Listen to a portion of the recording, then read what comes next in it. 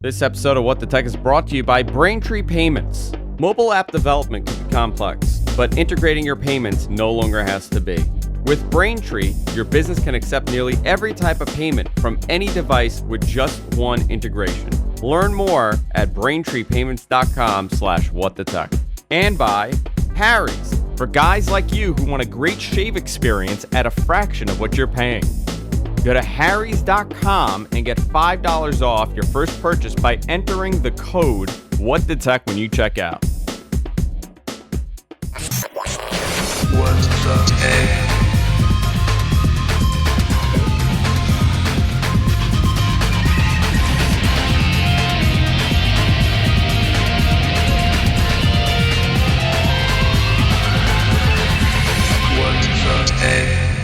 Hey everybody, welcome to What the Tech. I'm Andrew Zarin, and this week, I'm not joined by Paul. Paul's not here. Paul is traveling, and he forgot to tell me he was traveling early in the week, and he messaged me in this panic, and he's screaming, oh my God, I'm traveling. I don't know what I'm going to do. I can't do the show, and I said, don't worry about it. I got a better replacement. The one, the only, Iyaz Akhtar. How you doing, Iyaz? I'm doing pretty well. How are you doing? A friend of mine, a close friend of mine. Yes, I've been at your house. I've held your baby, and I've also patted Paul on the head. There's photos of me rubbing his hair. So there is. We're all good friends. We do live in a weird little tech bubble here, huh? It is interesting how everybody is kind of connected in some way.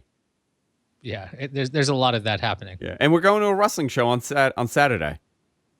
Yeah, if we get seats next to each other, maybe we'll just bring our own seats. Well, no, it's general admission, so it's standing room.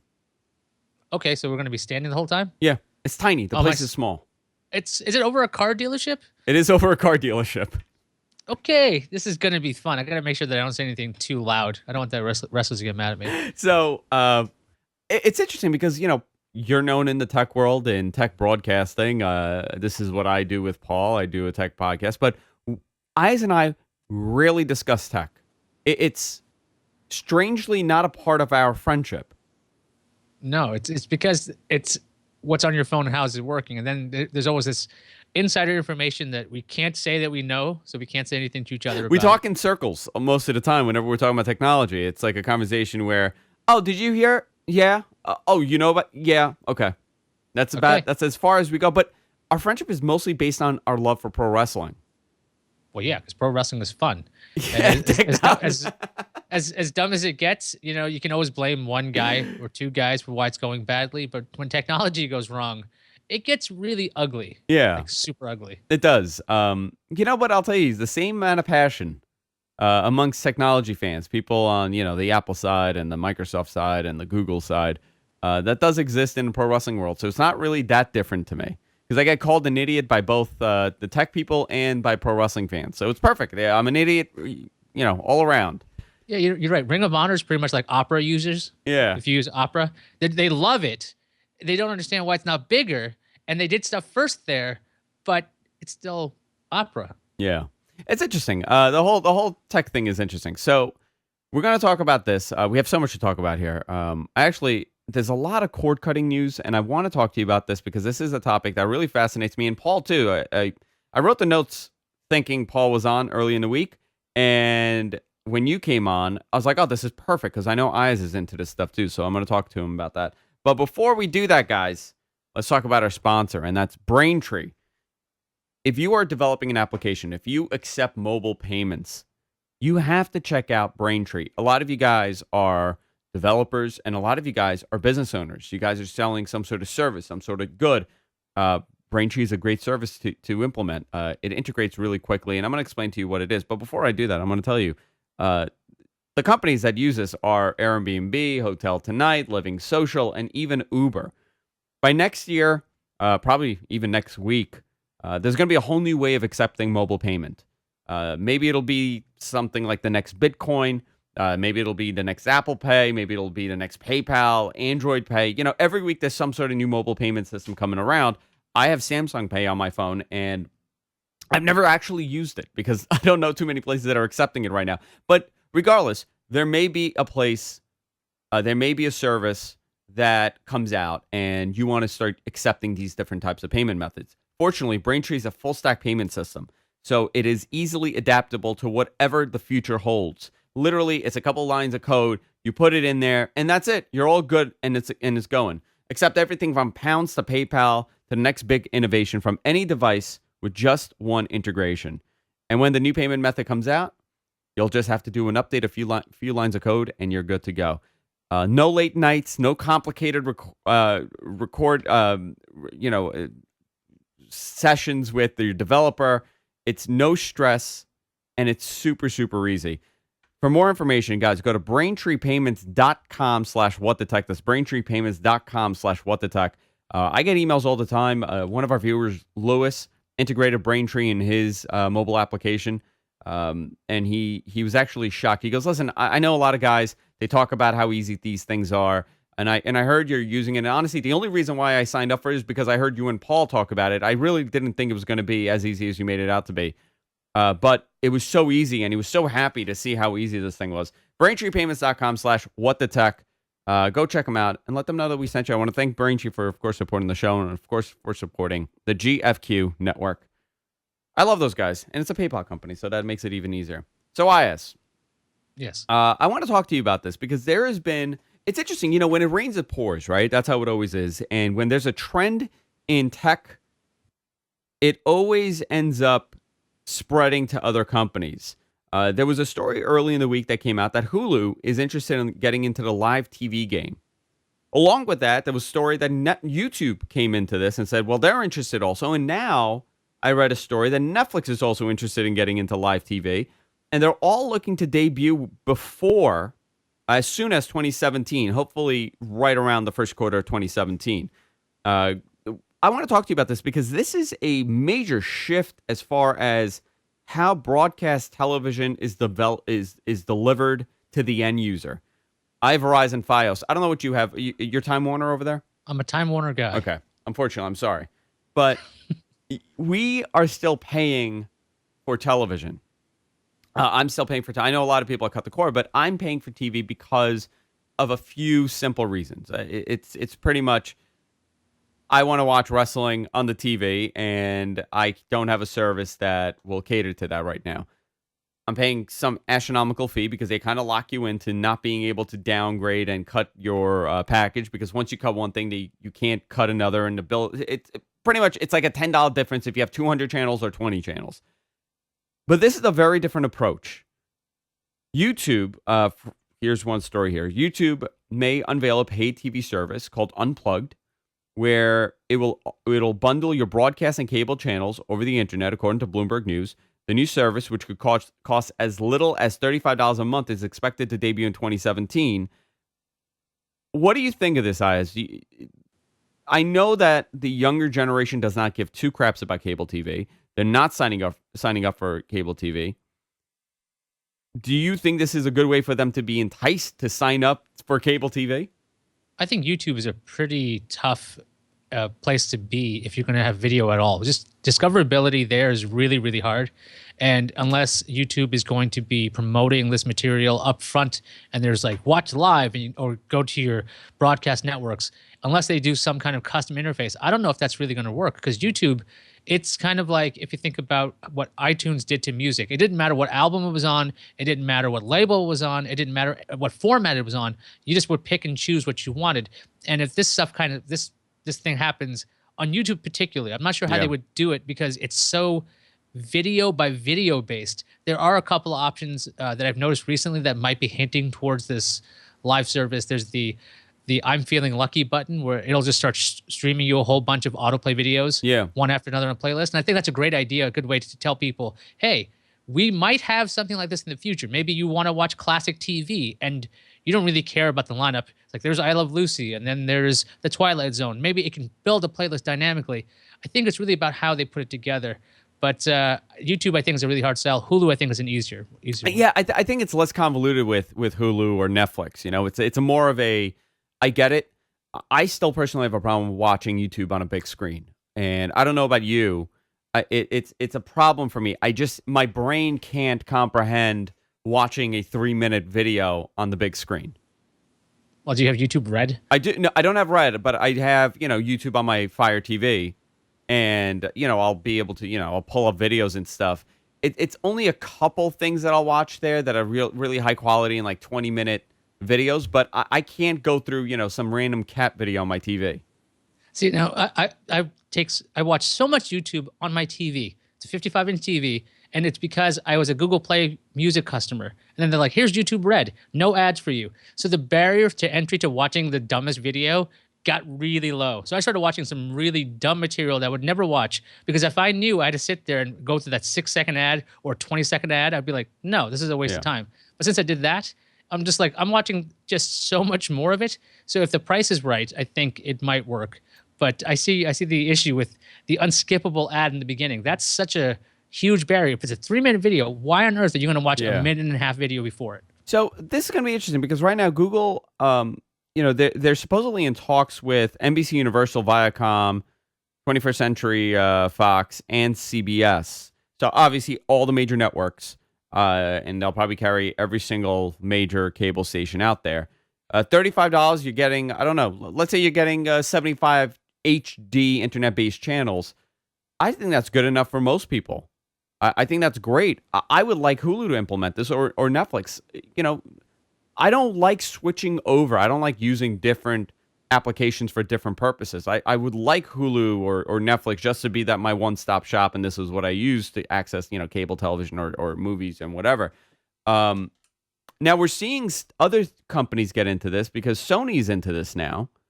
They have a cable service. I think Sling has a service like this. Mm-hmm. So it's not extremely unique. This is not something new. This has been going on for a little period of time, but it may jumpstart the whole ditching cable and going IP based for your broadcast television if a company like Google gets into it or if Hulu gets into it. I think it definitely matters what kind of perks you get, because I know when Sling came out, they had a really low price, but their cloud DVR service was a little iffy. You couldn't pause everything when you first started it. It was difficult to have. You couldn't have more than one stream when you first started that service. They've changed some of those things. Sony PlayStation Vue is a pretty good service, but it's similar to the pricing of a cable bundle. So if you're looking at the pricing and you're looking at your cable company, it's kind of hard to go and justify, I'm going to pay $50 a month for 50 channels when I could do the same and have a lot more television shows, on-demand services, DVR, and all this other stuff for the same amount of money. So these cable companies, if they want to stay relevant, have to like lower their pricing on this stuff. But it's definitely early days, because for Sony to wrap up all those contracts was not easy, and they were slowly adding more and more things. Same thing with Sling. For somebody like YouTube to do this, which has been like a known foe of networks for how long? Sure, How many lawsuits again between all these companies? Oh my way God, back yeah, in the day? yeah. I mean, it was tremendous. The networks were terrified that this was gonna destroy their between piracy, and I get the piracy thing, but if I'm pointing my camera phone to the screen to get a 30-second funny clip from The Office, how is that harming NBC? Well, I mean, it drove them nuts enough to start up Hulu, right? Yeah, I know. That was the thing. They're like, YouTube is going to kill us. Let's start our own thing. And they did. It's Hulu, and that's got its own issues going with it, because there's a lot of conflicted interests within. Yeah. And as more of these media companies keep buying other media companies, it gets weirder and weirder. You touched on something earlier with YouTube Red and commercials and commercial free. I have been a Hulu subscriber since the beginning, and I've paid since the beginning. For the first, let's say 2-3 years, you know how often I used it? Rarely. I mean, I never, ever used it, to the point that if I got a new credit card, or like my credit card was stolen, I would forget to activate it for months. I would forget to put in the credit card because I never used it. I started using it. That is probably the number one application I use for media consumption on my TV now, because of the $11.99 ad-free package. I also have that. I no longer watch DVR content on my TV. I no longer watch network television. All I do is watch all my shows on Hulu. Almost everything that I want to watch is on Hulu. It's like having like an unlimited DVR, essentially. Essentially, and the other thing is, like when I said the idea, when you have no commercial ahead of it, I'm willing to try out more shows. Even with shows, I'm like, I wouldn't watch this normally because there's going to be an ad and there's going to be ad breaks. But when you lose that barrier, I'm watching all kinds of things again, even on Hulu. So this happens a lot. You'll use the service a lot more because you're actually enjoying the experience. And that is a big deal. If Hulu can convince some of these live broadcasters that there could be like a commercial free channel. Yeah. That's never going to happen. That's almost going to be impossible. So here's the other side of this, right? And I want to know. We have about 120 people in the chat room right now, and I want to know, would they be interested in signing up for a service like this, where it's Hulu or it's Netflix or YouTube, where you get your cable content and you pay $35 a month to get it on, your through those applications? I'm curious about that, because here's the thing: if they're all offering the same thing, which they most likely will, right? When you talk about broadcast television, you really can't get ahead if Comcast isn't offering Discovery channels, and Verizon isn't offering Viacom channels, which they own Viacom, but you get the point. You can't get ahead, so you have to offer everything for the most part. 99% of the packages are all the same. I think the advantage for internet-based IP is internet-based television would be the quality of the content, not so much the content itself. Because I'm crazy about the quality. Part of the reason why I can't cut cables because I watch sports, and watching sports on an IP-based system like MLB TV or the WWE network, it looks terrible. It's just not good. MLB recently, I think for this season, upped their quality to 720/60. It was 720/30, and it looked miserable.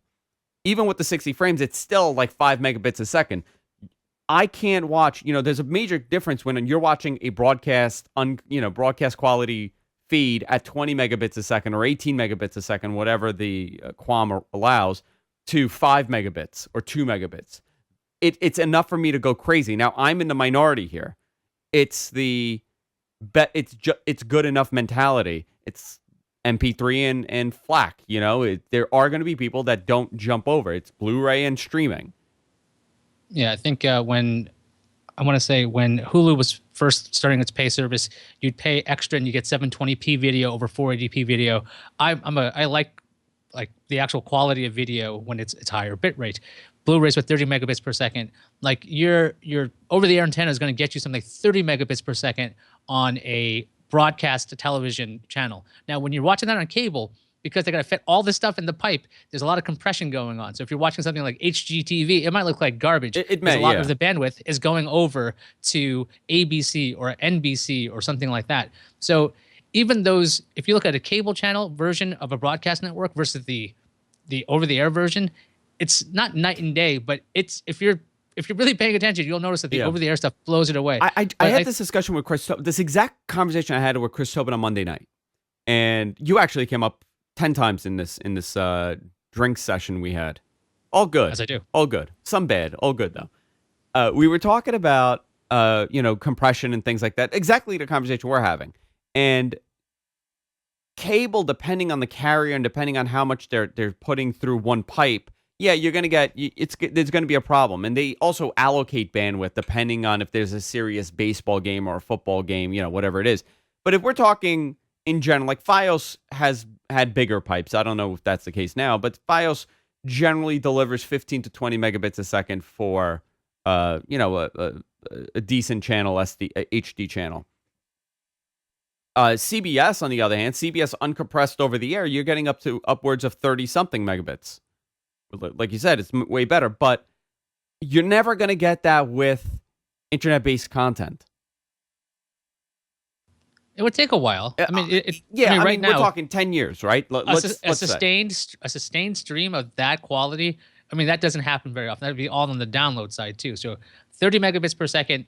Just imagine that actually happening. Not like when you did the speed test. The whole time, and it's all dedicated to the one thing you're watching. That would be very impressive, but it's going to take a while. Broadband speeds are there. I think Google Fiber can do it. I think fiber networks like Verizon, they could do it. But when it's the old technology, it just doesn't work exactly the same. No, it's we have to think of it differently. I mean, you watch, you're a sports guy, right? Mm-hmm. You watch baseball. You like the terrible Yankees. I do like the terrible Yankees, and they are terrible. You're a guy from Queens, so it's I don't get it, but it's okay. When you watch sports on the internet, Does it affect you? Are you looking at this and saying, "Wow, this looks miserable. I'd rather watch this on a network feed or a cable feed"?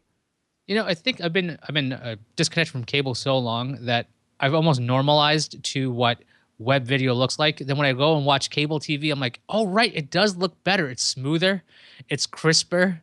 It seems like it just seems like it's more alive. But certainly right now, I don't really care how I'm Yeah, watching the video when it comes to baseball in particular. I think for faster sports like hockey, very hard to watch it on the very web hard to watch. Yeah. because if the compression is not done right, you lose the puck, and if it gets blocky and your connection Yeah, I goes mean, down, you can't see what's going on. So it's actually a really big deal with higher speed sports. I think a lot of it also has to do with. I think a lot of it will have to do with the way that we're delivering this. Right now they're doing. I don't know what the delivery method for Verizon is, but in order to do lower bandwidth, which they're going to have to for these services like Hulu and all these services, because they're not going to push 15 megabit streams for The Office or some TV show. It's not.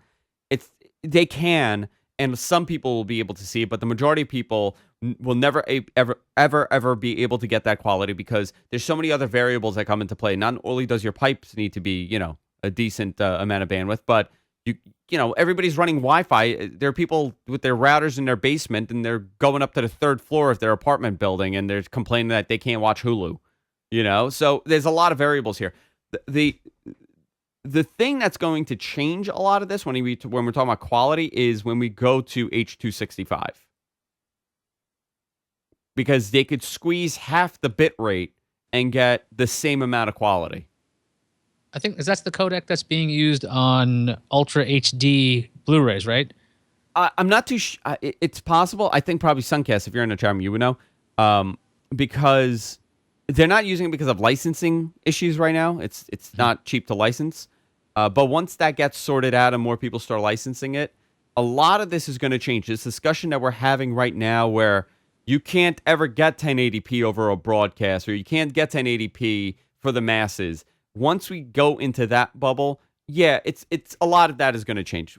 We're a couple years away from that, and hopefully by the time that these networks like Hulu and Netflix and all these people get their act together, that'll change. I'm excited for this. I'm big into this cord cutting thing, but the more I get into cord cutting, the more expensive this gets because I keep adding services to my lineup of television. Not only do I have cable, but I have sporting packages now online, and I got HBO and I got Showtime, and I'm buying more and more. It's not cheap if you think about it in that sense, but if you only watch one thing or two things, Hulu will most likely be enough for you.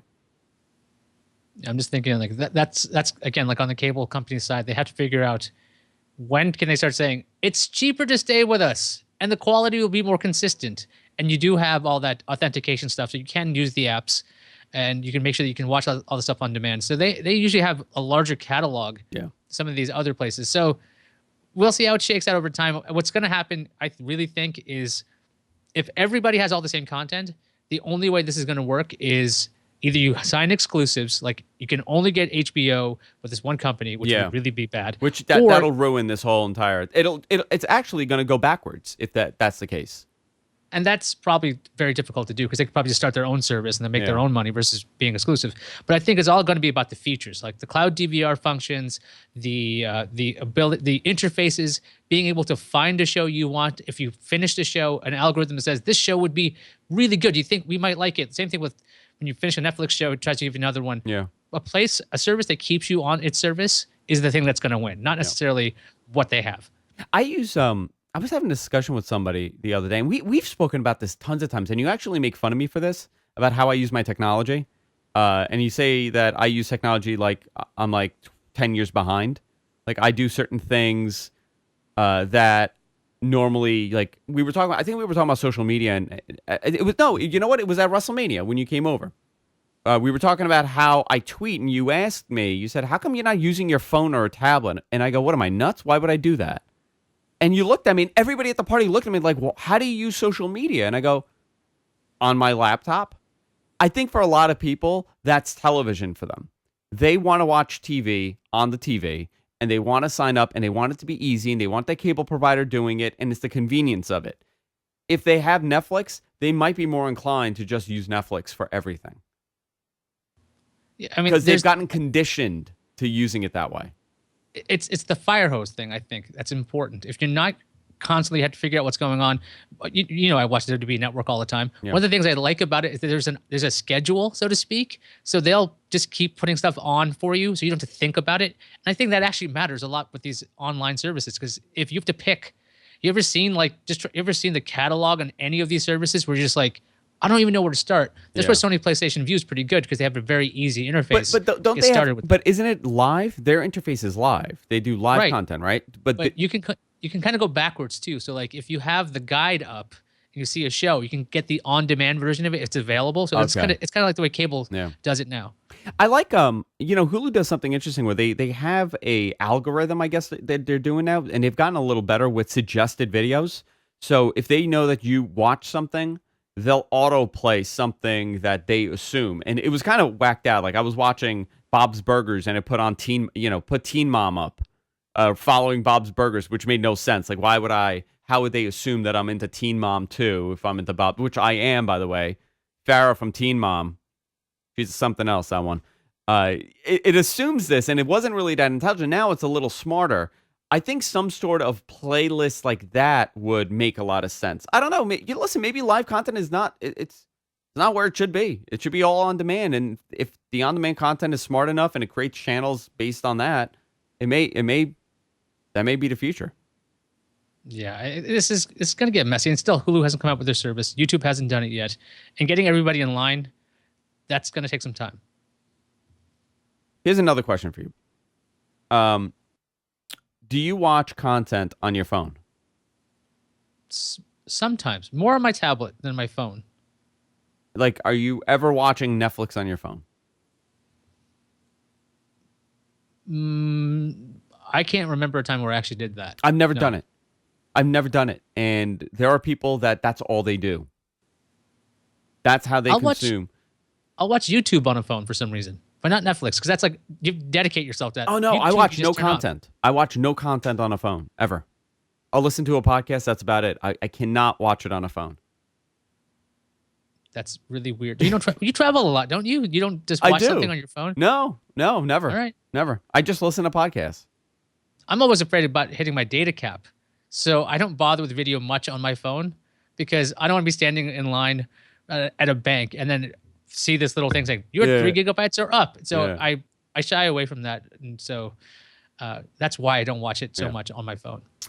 All right, Iyaz, where could, by the way, I didn't give you a proper plug. People can follow you on Twitter at Iyaz. That's me. And what do you do now? Where are you? What do you do? Who are you? So I'm Iyaz Akhtar. I've been a podcaster now for 10 years. I've been in the tech field for 10 years now, actually over 10 years, and I work at this place called CNET, which is owned by CBS. So that's a disclaimer here. So none of the opinions I say have anything to do with the company. Just let you know that now. I am a video guy. I do a couple of shows over there. Top 5. You can see that top5.cnet.com. You could see Radar, which is cnet.com/radar, which is your weekly tech show. Although if you're watching this, you probably don't want to watch a weekly tech show because you're already watching a weekly tech show. Oh, you know how many? Yeah, I'm telling you, look, the audience is everybody's watching everything at this point. So if you want to watch another one, watch that one. Please watch it. It's like 3 minutes and it's weekly, so you get caught up real fast. Because one of the things, and this I can say, and this is going to be fun because I haven't said this in a long time, at least on air. You know, I don't really like recap shows that last like 2 hours and they don't talk about the news. So that's why I like quick shows. I like this show just fine, but this show isn't 2 hours. By the way, guys, this is What the Tech. You're watching What the Tech. It says it on the screen. It's okay. Usually I'm here talking about wrestling or peace or about terrible movies. So I'm also on GFQnetwork.com. It's like, what happened? Where's Paul? What happened to Paul? Where is Paul? Paul changed. He changed a lot. You know, he decided to use a Mac.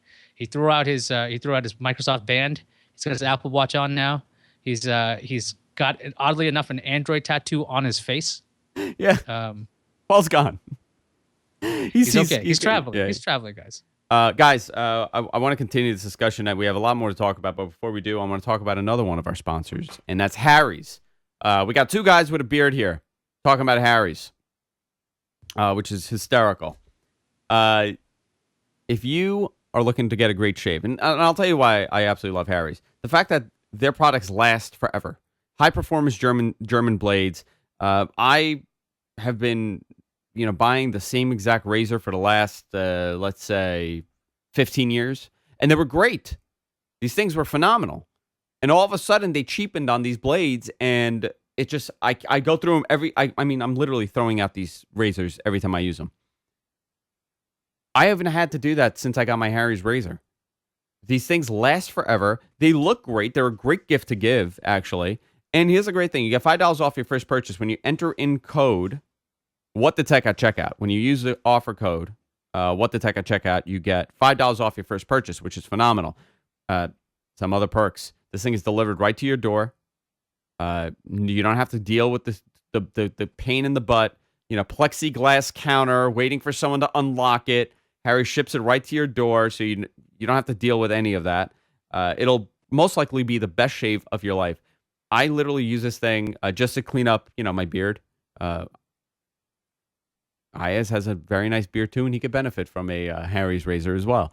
Got to keep the neck clean. You got to keep the neck clean, yeah. I'm not kidding. I actually had to do that today, and then I've been growing this out kind of like a playoff beard, but it's going to get trimmed back down because this is not normally how I keep it. So I'm going to try this out because I just bought new razors because I have to keep buying new razors for this other company. So why not try this out?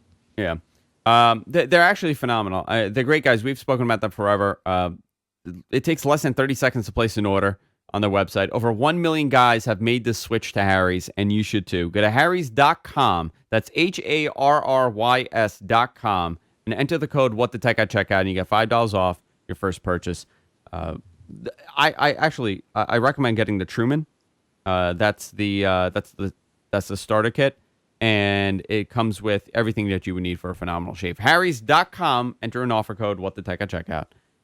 So, Iyaz, let's talk about some Microsoft stuff. Okay. Windows 10 has 300 million active devices now. Microsoft announced that Windows 10 is now in use on over 300 million active devices. The firm also stated that the free upgrade will expire on January 29th. So, guys, if you have not updated yet and you're looking to get What the Tech. It's actually get Windows 10. It's July 29th. July 10th. What did I say? June? You said, I think January. January, July yeah. 29th, and it's going to get expensive too. Yeah. So I'm curious on what's going to happen in that aftermath on July 30th when people did not update and they're starting to scream, "Oh my God, I want a Windows 10. I don't have it." Well, I mean, they can have it. It's just going to cost them $119. But what's probably going to happen is Microsoft's so dead on getting this operating system adopted as much as they can. They might do like free 2 weeks after this, or like a free extension, so to speak, just so they can make sure that more people get this. But they have to eventually, cut off everybody. Say, look, you got to pay for this actual operating system. Or maybe it'll work with a cycle where new laptops are coming out. So if you really want it, you don't have to buy it outright. You can just buy a new laptop that has Windows 10.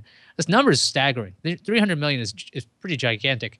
I don't have a sense of scale, though, when it comes to how many Windows machines there are in general. And I know there's no way this number is really being padded by like Windows 10 devices that are phones. Because if you saw Microsoft's numbers, they don't really sell phones very well. And I'm not trying to bag on the company. I'm just saying that Windows on the phone has not exactly been lighting a fire since Pocket PC days, maybe. So it's been a while. So this is a pretty serious and substantial number. So if you don't have it yet and you're stuck on Windows 8 or 8.1, I don't really see a reason why not to upgrade, other than if you, I guess, love Media Center, because I think they rip it out. Yes, there is apparently every Media Center user is a fan of What the Tech, because we hear about it all the time, how Media Center is great and they use it and they have a very specific thing they do with it, and it doesn't really work well with Windows 10. There is a way around it, but stick with Windows 7 when you're using Media Center. But I mean, they're getting the momentum is continuing for Windows 10. I've slowly updated everything. I think I have 2 more machines in the studio to update to Windows 10. And it's been a slow change for me because obviously these are production machines. And I can't just on day one say, okay, I'm going to update everything and just go in there blindly. There are problems that can happen. Just yesterday, 2 days ago, I updated one of our Skype machines to Windows 10. I'm sorry, one of our encoding boxes, our streaming box to Windows 10. And we had a disaster of a problem. All of a sudden, it's a black screen. Every time I open up a window, I get everything goes black. Turns out it's a major driver problem on the AMD side with for the video card with Windows 10 that is still going on. So I am able to troubleshoot this and go through drivers and find the proper driver that works. Okay. I don't know if all these people that are just going to click on that a couple days before Windows 10 expires for them, the free upgrade expires, are going to be pleased with this update. It's plain and it's super easy on a majority of the time. On majority of the machines that I've updated, I've had no problems whatsoever. But the machines that I have had problems on, it's been some work to get it working properly. Yeah, but those machines you're talking about are pretty customized. They're somewhat single function. You created an appliance, so to speak. And when you do that, you are usually much more informed. So you'll be able to go, should I even upgrade before this happens? Yeah, it's a discussion I'm having with myself. I'm not just clicking on that Microsoft logo on the bottom of the screen. I'm curious on those people that have clicked on it. And, like I'll give an example. I have a I don't know what this is. I think, is it a Dell? Yeah, it's a Dell laptop. It's about 8 years old. And I got the notification to put Windows 10 on there. And I did it just for a testing purpose to know how this is going to work on here. The machine is failing constantly. I mean, there's constant issues with it. The CPU is shooting up. I'm having Microsoft Defender. There's like a Defender file that's causing 100% CPU resources. I had to go in. I had to fix that. It was a pain in the butt to do. I'm curious on those people having these problems. I haven't experienced that. I've only upgraded one machine. I was Windows 8.1 to Windows 10, and I was using it. This is a computer hooked up to my TV, so I can just goof around with it. And it runs faster, and it's better. It's also a Dell. It's actually technically an Alienware box, but it runs just fine. So I don't know if it's what you do to computers. Well, it's not all the time. Listen, majority, I want to say 85% to 90% of the computers that I've updated, I've had no problems whatsoever. It's been easy breezy. Interestingly enough, the problems arise when you do a clean install, not when you do the upgrade. I've had no problems doing an upgrade at all. Everything is fine. These are on clean installs. The box that I just put it on, the encoding machine, it was from 2012, and ASUS has no more driver support for this thing. There's no Windows 10 driver support for it. And I'm noticing that it's not running as well as it did. So it's a couple of years old, yes, but I'm able to find the proper drivers to make it work the way that I want it to work. Most people are not going to be able to do this.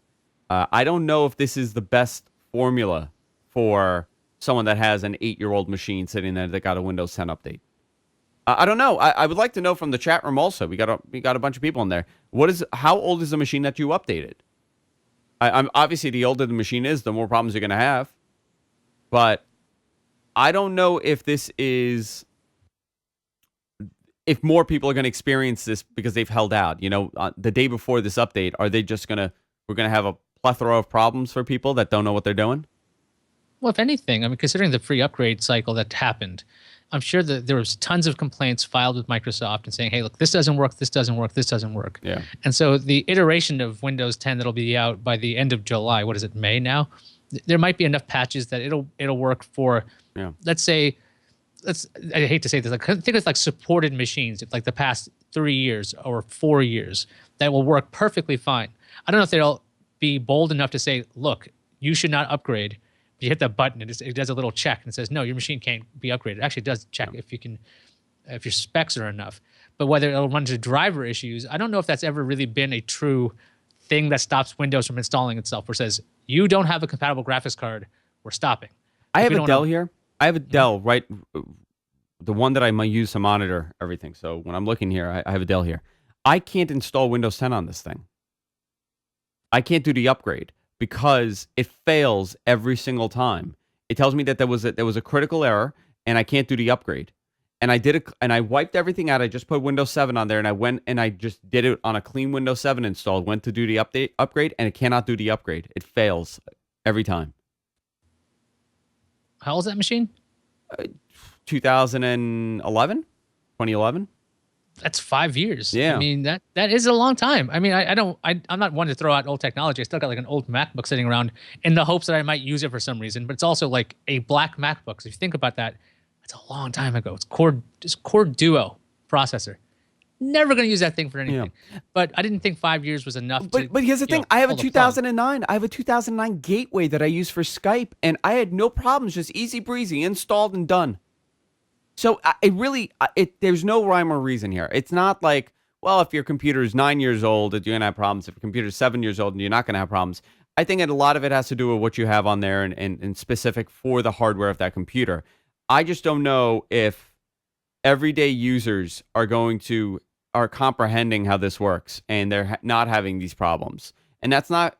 I guess they're not. You know what? They're not having problems because we're not hearing the whole Windows 10 sucks thing as much as we heard for Windows 8. When I think everyday user at this point, I don't even think of somebody who upgrades anything. You don't think they're upgrading it? You think they're just letting that Microsoft thing just stay there? Yeah, like how like how many XP machines remained in the universe because they just don't decide to move up. Because if something works, you don't mess with it too much. And their everyday user not necessarily is going to bother to do this. Everyday users don't necessarily even like patch their machines when there are critical security patches. There's some people out there who are using, IE all the time, like back in the old days. Like they haven't upgraded to something better or different. I'm not talking about IE 11 or Edge, but like I'm talking about older stuff. Everyday user to me for Windows in particular, because Windows is still a gigantic part of the market. The clientele of it is going to be IT professionals who are really telling people, this is what we're using, this is not going to be. Yeah. They're going to take care of all those machines. But it's not going to be like mom and pop who are like, I don't know. I mean, do I upgrade my machine? I don't think upgrading to people is a thing. Do people I don't think it was. I don't think it was a thing. I think now they're kind of forced into it being a thing, in the sense that it's in your face, and and for some people, it's scheduling it. It's a very confusing process where it says, do you want to upgrade to Windows 10? If you hit no or hit later, it schedules it to be later. So I think that's when people are having these like weird, like, oh, what the hell just happened? That pop-up is there for everybody, and the buttons itself say there's no. The no is when you hit X. If you hit, oh no, I want to do it later, it actually means you want to do it later. So people have to read? People have to actually pay attention, and unfortunately, we don't live in that world. I don't have sympathy for people like that. Now, look, I'm sorry. If you can't read and you're at a computer, don't start clicking buttons willy-nilly. Ask an adult. Isn't that the problem with PCs in general? 90% of the problem with PCs in general and all those security vulnerability problems and the malware and the spyware, it really is people clicking willy-nilly. But that's okay. There are idiots out there. There has to be idiots out there. Like, I mean, think about how many websites that have these beautiful ads that look like that you've been compromised. It's like, no, you haven't. There are a lot of different ways people can get fooled by things, and that's one whole other situation. If you can't read what's going on and you're afraid about upgrading your Windows machine, hit the X, and that'll stop it at some point. Just hit the X. Listen, I'm afraid on what's going to happen when all these security vulnerabilities and all these compromises start happening on the phone. You've seen the deal with China and Android and a lot of the malware coming out of there. I know, but it's way scarier than your computer. Think of the information that you carry on your phone. Think of what a lot of people have on their phones, and think of how they use a phone. In their minds, this concept of security, this concept of viruses, this concept of pop-ups do not exist on the phone. When these things start happening, we're going to see people getting in major, major trouble. This is going to be a devastating thing to deal with. You doomsaying now? I mean, look. I am doomsaying. No, I am, because I deal. You know what? I deal with people constantly. I'm probably the most technical, and I'm not a crazy. Listen, I'm an enthusiast. I'm not an expert by any means, but in my circle of friends, I'm the most technical. And the questions that I get asked, the things that people say to me, the problems that I have to fix are mind-blowing to me. And these are intelligent people. Not that they're dumb. They just don't know, and they panic, and they click. Well, I mean, look, Android and Google have done a decent job. When you get an Android device, you know this, that you can't just install things from a third party right away. You actually have to go into the settings and hit OK on that. Amazon's done the same thing with their version of Android, which runs on the Kindle. You got to approve third party app stores, which if it's on Google Play, Google has gotten really adamant. It used to be like, hey, come on in. If you have an app, it'll be right there the second you would submit it. When people were taking advantage of this in the early days, they eventually stepped in a lot more. There was a lot more security. It came a lot more checks, Yeah. and apps were being bounced out. So it's about which app store are you going to go to. So that's that first part. The second part is you go to Apple. You don't have a secondary choice. If you do find a secondary choice, it means that you've jailbroken your phone. You've done something, which means yeah. you know better. Yeah. Windows Phone, I don't have to worry about that because it's a very small piece. What apps? BlackBerry, What apps? BlackBerry's out there. Same thing. I don't actually, they run Android now, so it probably at this point you can just have the same kind of thing I said about Google. So yes, people can always get themselves in trouble Yeah. should they choose to, but if they get their machine compromised, and this is what I think is actually the scariest part about phones being compromised, is they're tethering to a connection. Like they're Yeah, always absolutely. on You're the always network. connected. Yeah, you can't shut off the connection. Yeah, like so unless you put it in a Faraday box Yeah. or something, when you're done with it, or Faraday cage, it's likely transmitting if it's been compromised, but that's a big if, and that's just use your common sense. This is the same computer stuff I've been saying since I think I taught my dad computers. Just read what it says, it'll be okay. Well, here's a statement. Hellcat in our charm says, a client of mine got a virus on his Mac. First of all, that's I gotta comment on that after that. Impressive. Cost them $200 to get it off. So Macs have issues too, and now more people are buying the Macs, and we're going to see more of this. If your client got a virus on the Mac, I am alarmed at where this person is going. Where have they gone? I mean, listen, it's possible if they were trying to pirate some Mac software and they went on a BitTorrent client and they were downloading Office for the Mac or whatever. I don't know what the hell you pirate on a Mac. Some pirated BS on a Mac you're downloading, and you got something you were compromised. Yeah, that's your own fault. I'm going to give you a great example here about how people don't know what they're doing, and it's a scary world. I have a friend. He got a corporate phone. Okay, corporate phone that they give back every couple of years. So they get the corporate phone, and then they give the corporate phone back, and they give them new phones every 2 years or whatever. He got in a lot of trouble because of what he had on his phone when he handed it in to the corporate phone. When he handed in his phone, there was stuff on there that shouldn't have been on there. And he felt like his privacy was violated due to him having these photos and it going to the IT guy. He didn't comprehend that this is a corporate phone, so you keep things off of this that you don't want others to see. You don't want your company to know about. He did not comprehend that. And he goes, it's a phone. How would they even know what I'm doing on there? And I couldn't explain it to him clearly enough for him to understand, dude, everything you do on this thing, it could be, somebody could get it. Now, it's a corporate phone, and it should be business only. And he goes, yeah, but they gave it to me to use. Like, this is not a dumb guy. This is just, he doesn't know. And when we talk about Windows 10 issues, I think most people just don't know. And when I say, I really hope these vulnerabilities, these issues that we see on the PC side never come over to the phone on Android or iOS or whatever other platform will exist in the future. It's going to be far worse for the end user than we see with Windows. People, they do dumb stuff on the computer all the time, but they don't have a lot of the information on their computer that they do on their phone. I'm thinking about the way people use their phones. If anything, there's a positive side to the fact that so many people have smartphones. There can be so many vulnerabilities. I think the turnover is just much faster. People will notice this faster as these mistakes happen over and over again. I mean, there's a reason why. If you look at Android when it started and the way it looks now and the way it's run now, totally different beast. Very different. Same thing with iOS. iOS was, when it started off, you can close completely the third-party apps.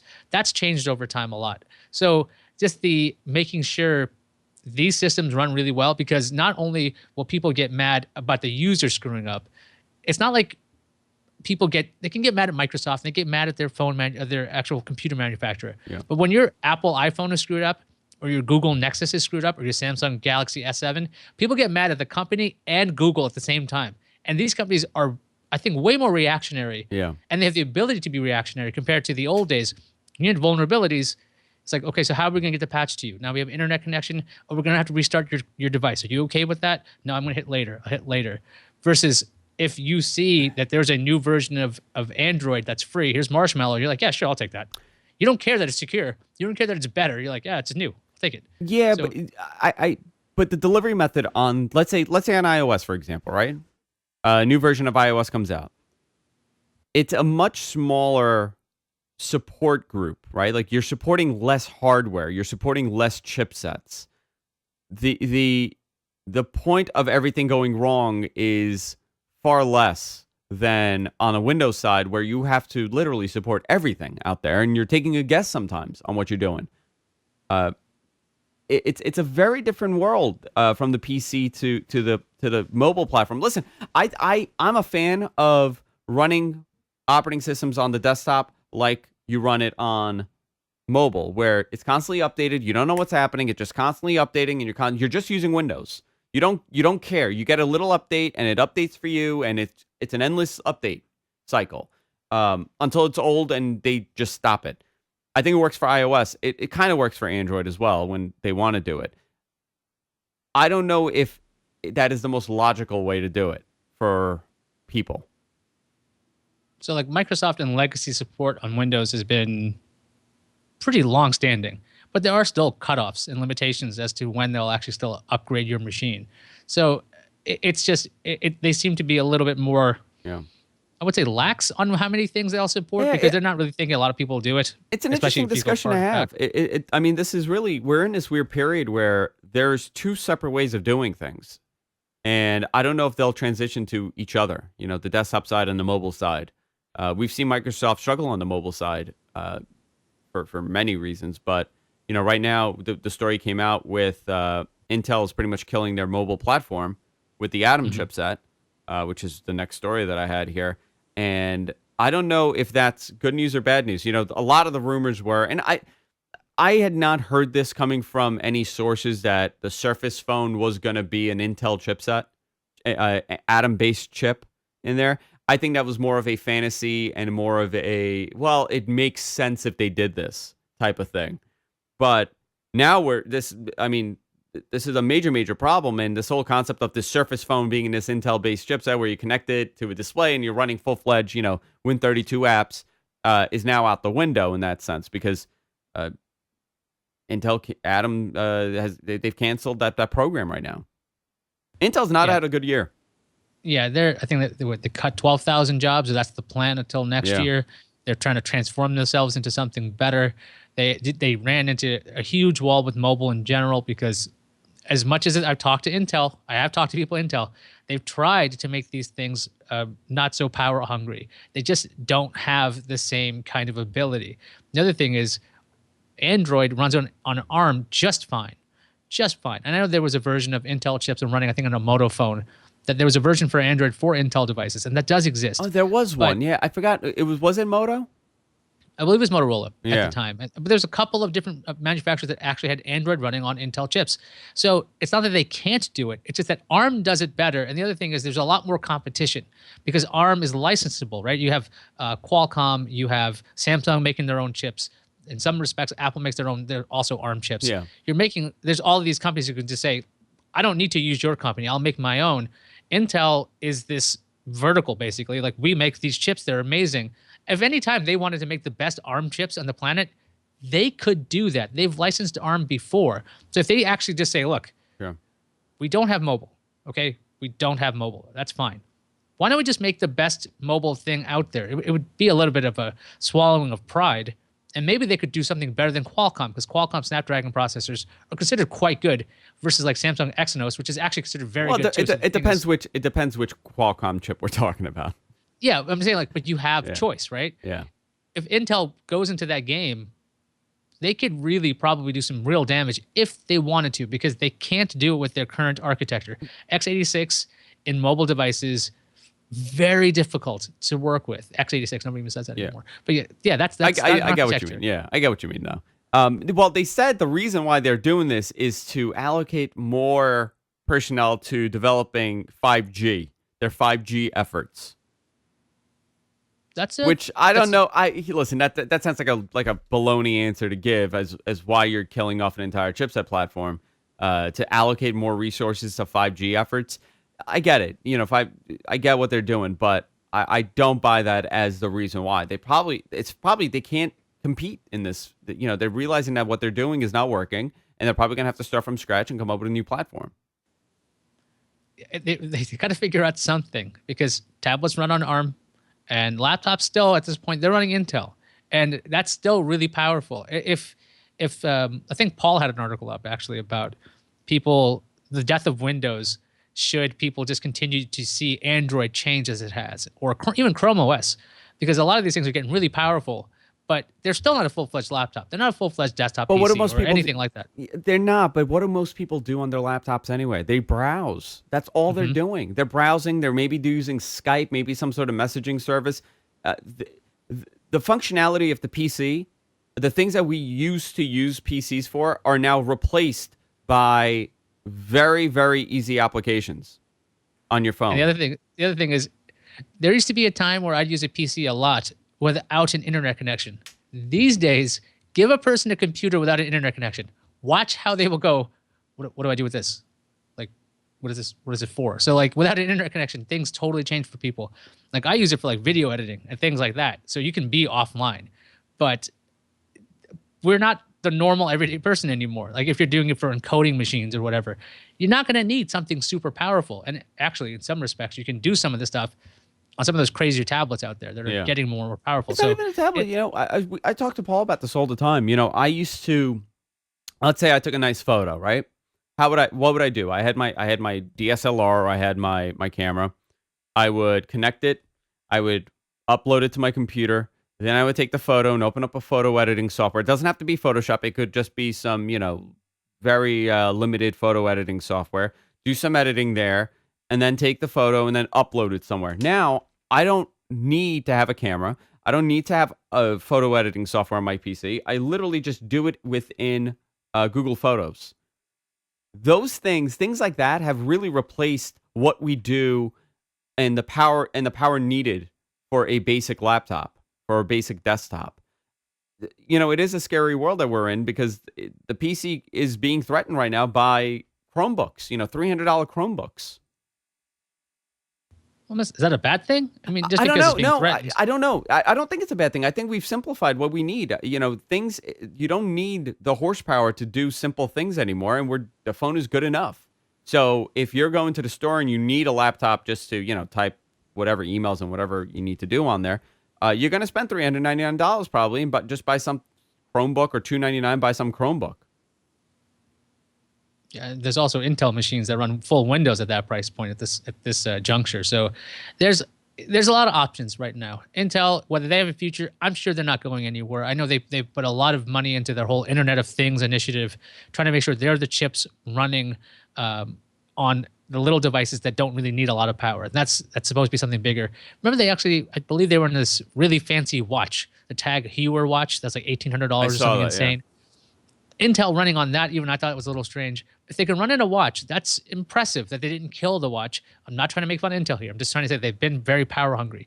The other thing, the reason why they're power hungry is their chips are usually freaking fast, okay? They got some real performance out of them, but the current generation of operating systems, when it comes to like Android and iOS, they don't need anything near as powerful as that to do any of the stuff they need to do. And like you're saying, people use their apps basically exclusively. They don't need to go into a PC and do all that work because it's nowhere near as seamless as it is to just do it on a phone all on one device.